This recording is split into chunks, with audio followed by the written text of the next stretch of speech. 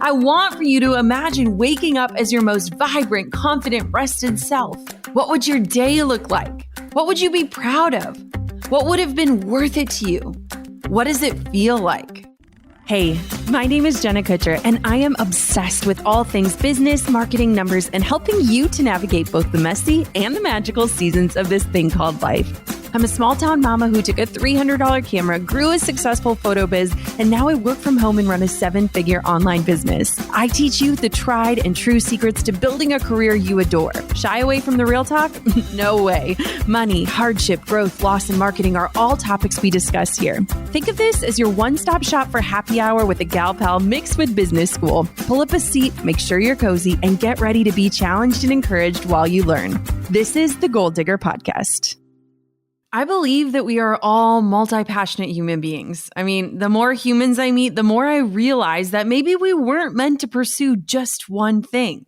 Perhaps our curiosities, the things we find ourselves wondering about, the books we lean into, and our middle of the night ideas aren't by chance. Maybe it's that nudge from the universe to remind us that we're made to be passionate about many things.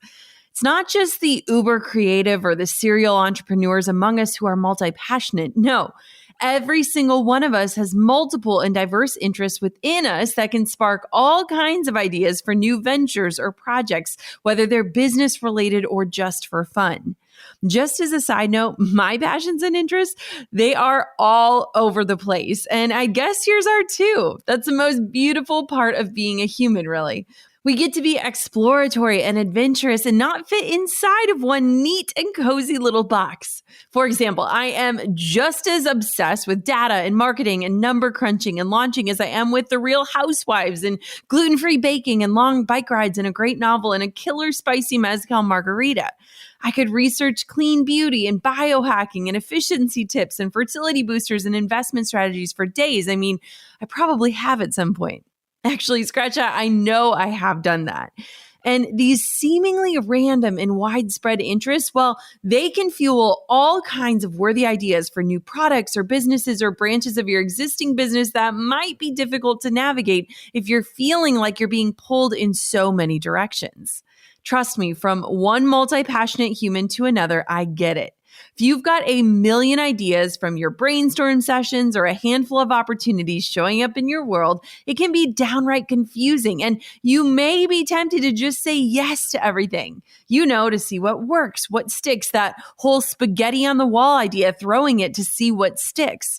And while even though I do believe each one of your passions and ideas are worthy to explore in and of themselves, they might not all be worthwhile to pursue and pour into long term, specifically as a business endeavor, meaning worth your time, your energy, money, and resources, all that's required to delve down that path and hope that it'll lead to profits. Now, let me just toss this caveat out there that we absolutely 100% should not try to monetize every single one of our passions. It is so important in this life to let some passions just remain that, without the pressure, without the feeling like you have to share them with the world or generate revenue from something you love. So just know that I'm in the camp that I want you to live a wildly passionate life. But today we'll talk about which passions make sense to pursue in terms of business, because frankly, that's my expertise. So before you jump into a new endeavor, just because it seems shiny and it's exciting and it lights up one of your passion light bulbs, I want to walk you through my exact process that I take to really pause, contemplate, and make an informed decision when it comes to a new business venture or partnership. Are you ready? Let's dive in. Thanks to ShipStation for supporting Goal Digger. No matter where you're selling, Amazon, Etsy, your own website, ShipStation brings all your orders into one simple interface, making them really easy to manage from any device, even your cell phone. Use my offer code GOALDIGGER to get a 60-day free trial. Tailwind is Team Jenna Kutcher's favorite Pinterest and Instagram tool. Plan your feed, link your Instagram posts, track insights and analytics, schedule pins, and more, all with a trusted Pinterest and Instagram partner. Start your free trial and get $30 off your subscription at tailwindapp.com/Jenna. This is a 3-part process that can really be used anytime you have a new opportunity crop up in your business or in your life. When we're making a move or trying to decide if we should pivot or start or reroute, we're faced with a lot of decisions. And it usually comes down to our decisions hinging on three factors: how aligned it is with our version of success, what is the amount of time it will take for us to complete or bring an idea to life, and how much is the amount of income that it could possibly earn us. So first things first, you need to be really, really familiar with what success looks like specifically for you. Have you thought about that before? I'm not talking about what your parents expect of you or what the movies paint as a successful person or what you think you should be achieving. Your version of success relies on what you need to do in order to be totally fulfilled in your current career path, to feel passionate and live a meaningful existence and feel confident in the success that you've earned. That could be pushing yourself and working 10+ hour days, signing 5 new clients a week, and hustling your butt off to climb to that elusive 6 or 7-figure number that you want to hit so badly. Or it could be working 20 hours a week to serve people with your gifts while also being able to be a hands-on parent to your kiddos. Could be retiring early or becoming a New York Times bestseller or being a killer stay-at-home parent that's engaged with their kids.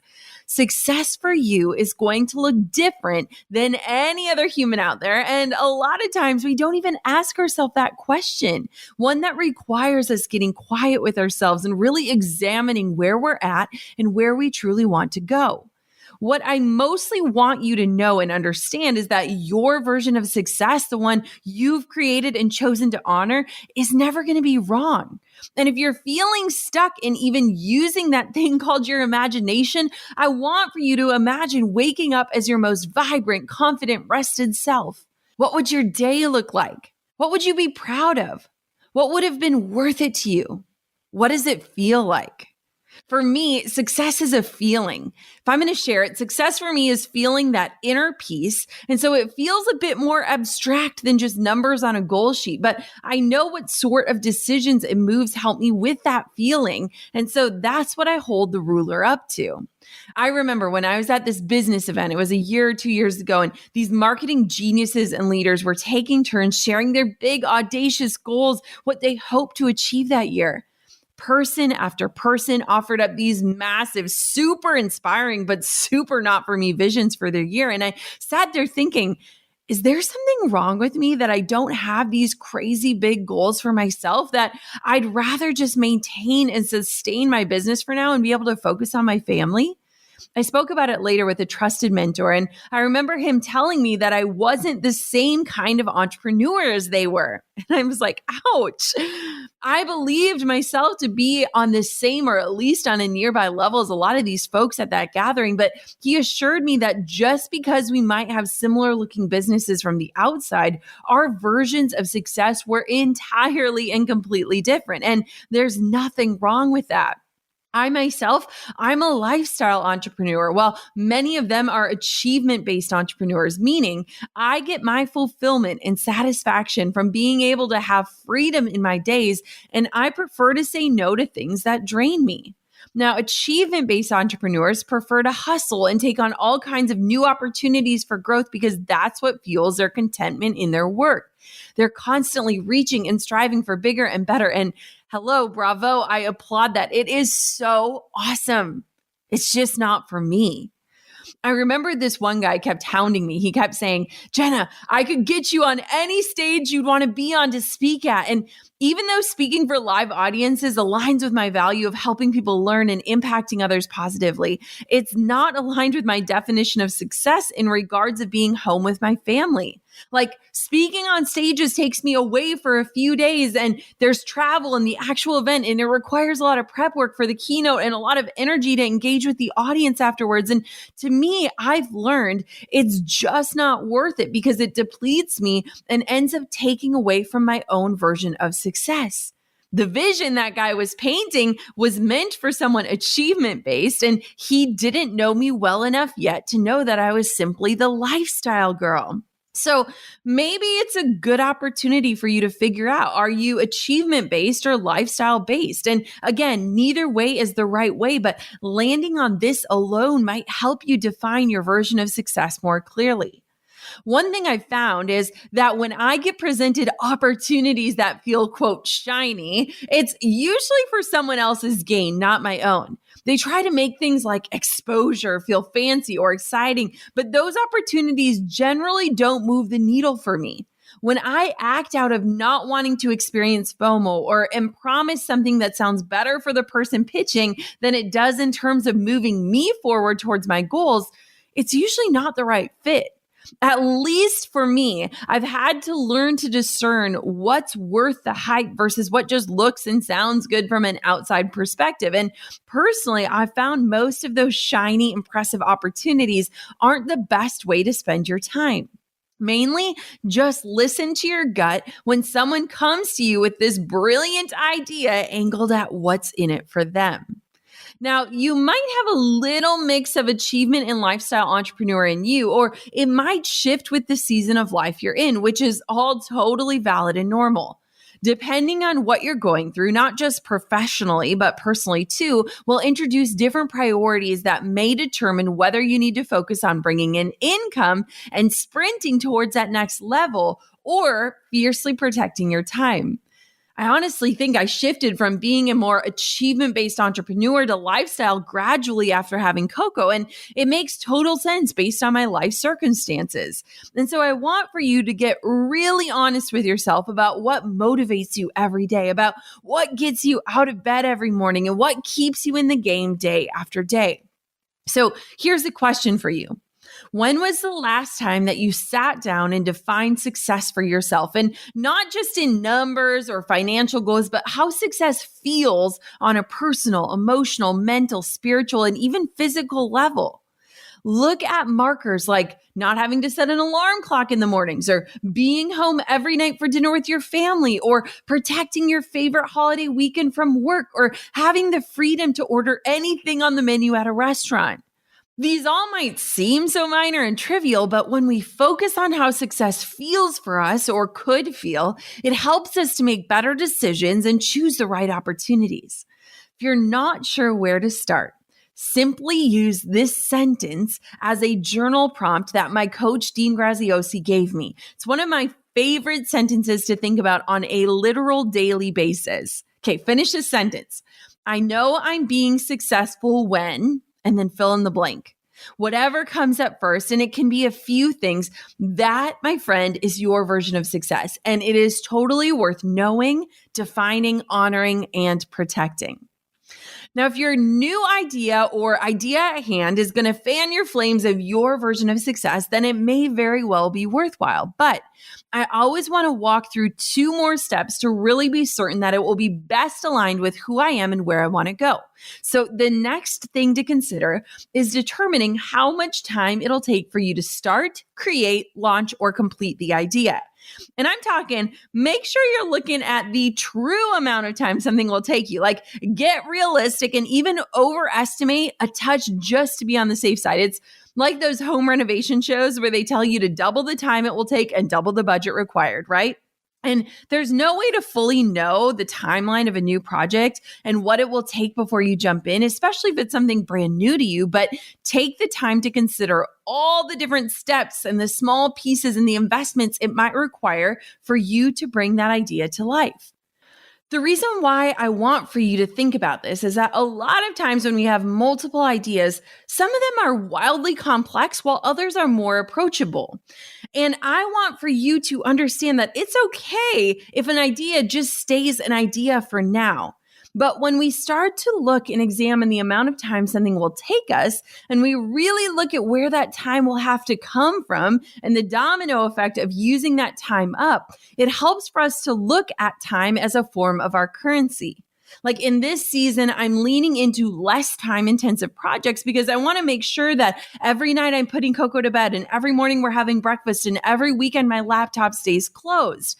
Now, there were times and seasons where a project was so worth it to me. I'd clock 20-hour days and work on the weekends. But again, holding up my current definition of success and acknowledging both the time this idea may take and understanding where that time will be taken from, it helps for me to say yes to the right projects and not stretch myself too thin. Now, talk to me in maybe 5 years when my kids are in school for 8 hours a day and I'm not feeling like I'm half in on anything, and my answer might totally be different. And I am fully ready to contradict myself if and when that time comes. When you're passionate, it is so easy to disregard the time that you're doing something or underestimate it simply because you can't believe that anyone would really pay you to do something that you love. Like, I remember when I first started photography, I mistakenly thought I was charging clients $500 to just shoot for 2 hours. To me, that seemed like a massive win. Like, wow, I only thought I'd be able to charge $250 an hour if I went to law school. But I didn't factor in the time I spent preparing for shoots, driving to and from the location, emailing clients back and forth, hours of editing and archiving and blogging and sharing and so on. Like, when I took the time and broke it all down, I was actually getting paid less than the fry person at McDonald's, and no shade to that guy. Like, I love me some McDonald's fries, but it was a far cry from what I needed to be making in order to run a sustainable business and make a reasonable income. Like, be honest, get honest about the time something will truly take you and account for as many minutes as you possibly can. The smallest of things do add up and do need to be accounted for, and your time is valuable. If I could give you one piece of advice for spreading the word about your business as we close out this year, it would be to make sure that you're leveraging Pinterest to drive traffic to your website. We use Tailwind to schedule pins and get insights on how our content is performing, and it really helps automate a platform that is one of our biggest traffic drivers. If you want to get started with Tailwind, they're offering Goal Diggers a free trial plus $30 off your subscription at tailwindapp.com/Jenna. As a Pinterest partner, Tailwind is always digging into what works best on the platform. With the new Tailwind Create tool, you can make the most of their premium Pinterest knowledge and create and post beautiful custom pins all in one place. You'll never have to download, upload, or organize your files. It all happens right inside of Tailwind Create. Get pinning with strategy on Tailwind and try the new Tailwind Create. Get started with a free trial plus $30 off your subscription when you sign up at tailwindapp.com/Jenna. That's tailwindapp.com/Jenna. This year felt like it flew and like it would never end all at the same time. Somehow the holiday season is almost here. Given the state of the world right now and everyone doing their part to stay home and protect each other, we know there will be more buying stuff online now than ever before. If you're an e-commerce seller, are you ready to meet the demands of a record-breaking online shopping season? Be ready with ShipStation. ShipStation helps online sellers get orders out quickly, save money on shipping costs, and keep customers happy. No matter where you're selling, Amazon, Etsy, your own website, ShipStation brings all of your orders into one simple interface. ShipStation works with all the major carriers, including USPS, FedEx, UPS, even international. You can compare and choose the best shipping solution every time. They even offer big discounts on shipping costs. And right now, Goal Digger listeners can try ShipStation for free for 60 days when you use the offer code GOLDDIGGER. Make sure your business is ready to meet the demands of an online shopping season. Get started at ShipStation.com today. Click on the microphone at the top of the homepage and type in Goal Digger. That's ShipStation.com. Then enter the offer code Goal Digger. ShipStation.com. Make ship happen.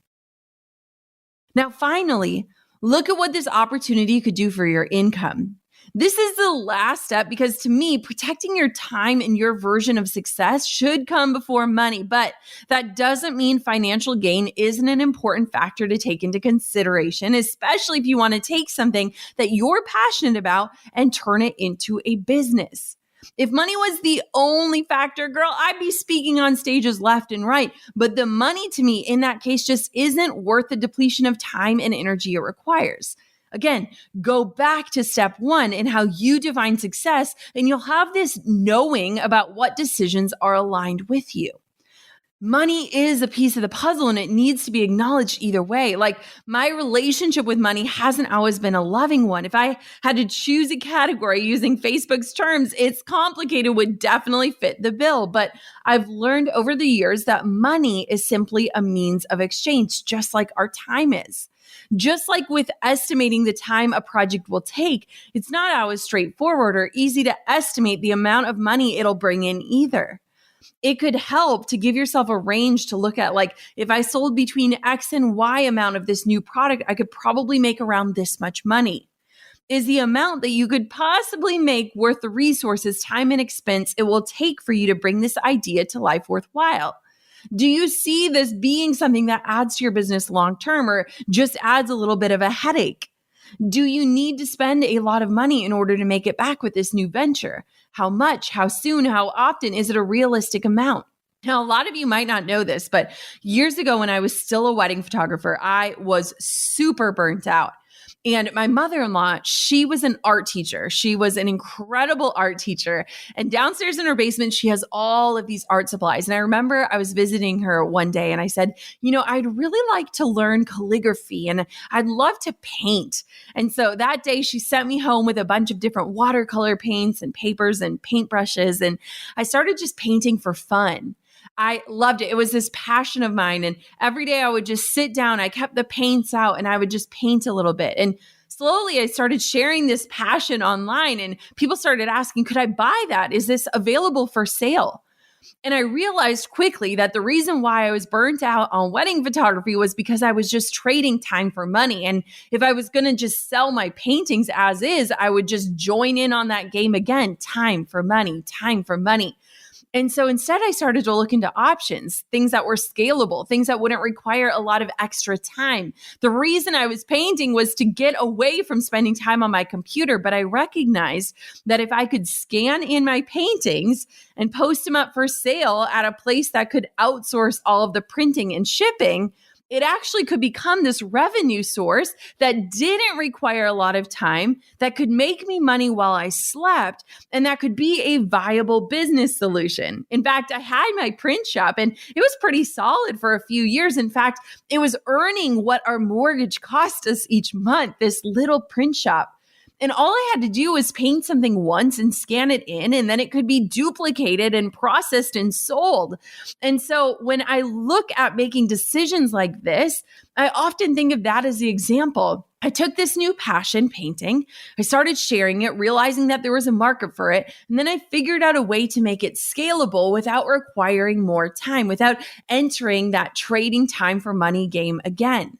And so I want for you to think about that story and think if there is something in your life, this idea, this passion that could be aligned with some sort of offer or opportunity where that exchange of time and money helps get you closer to your definition of success.